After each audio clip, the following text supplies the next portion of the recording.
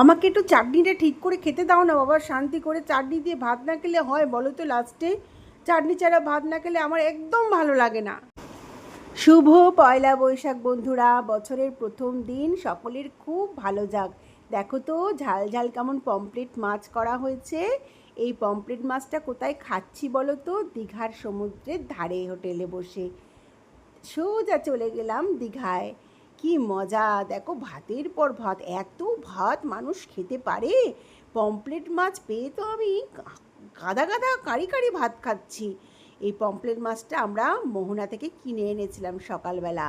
তারপর এটাকে রান্না করতে দেওয়া হয়েছিল হোটেলে। এবার শুধু গরম গরম ভাতের সাথে পমফ্রেট মাছের পেঁয়াজ দিয়ে কালিয়া।